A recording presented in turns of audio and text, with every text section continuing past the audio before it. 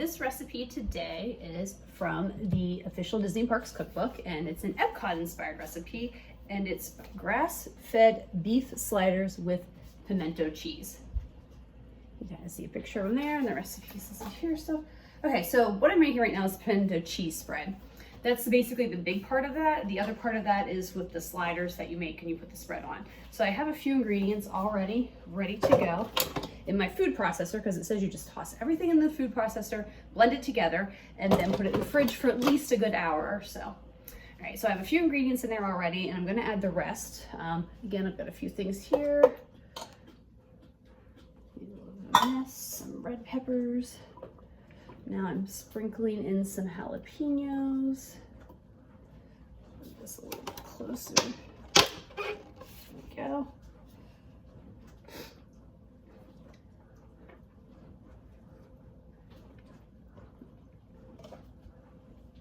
Some cheese.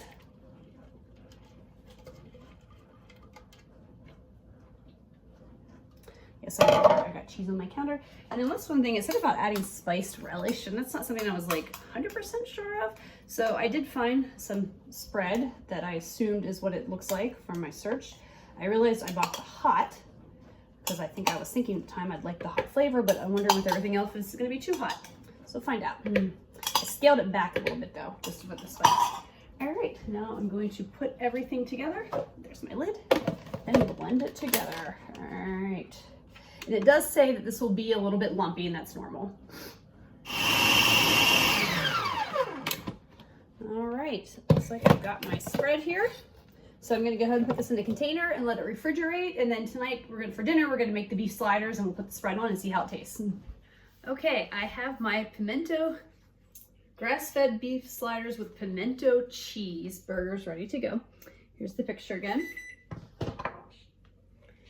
Here is my spread. I went ahead and I noticed on mine it looks kind of like orangish, and theirs is more white. I think that they probably used a white cheddar where I used a yellow cheddar.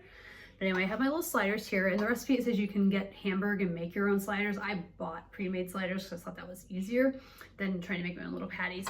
But we have them on there. Let's see how this tastes. I'm a little nervous about this one. Let's see.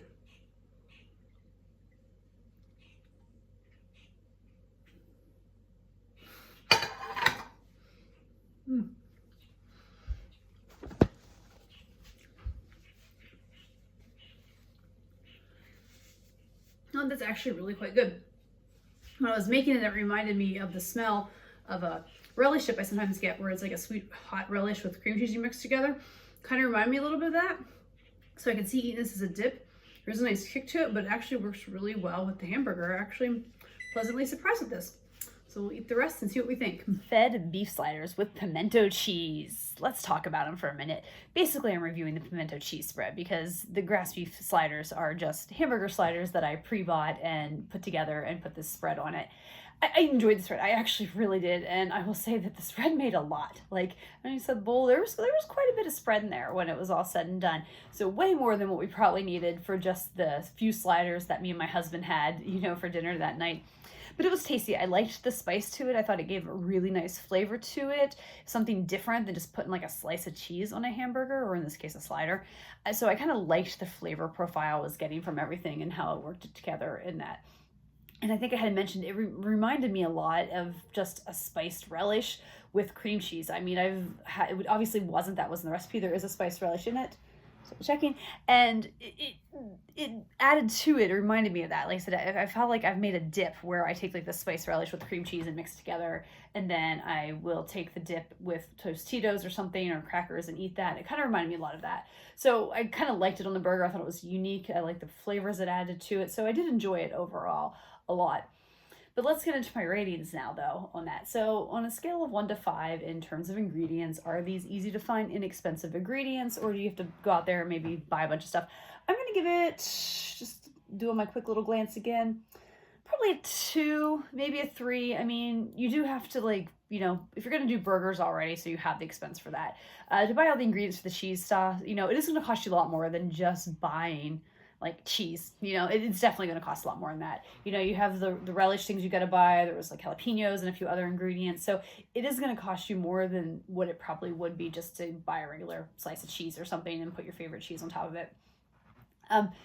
Difficulty on a scale of 1 to 5, with 1 being easy and 5 being difficult, I'm just gonna give it like a 2, maybe a 2.5. It really wasn't hard. It was just kind of blending everything together. I think the biggest time consuming I had was grating the cheese that I wanted to use for it. I think that took more time than the other stuff that I had to do, so it didn't take a lot of time.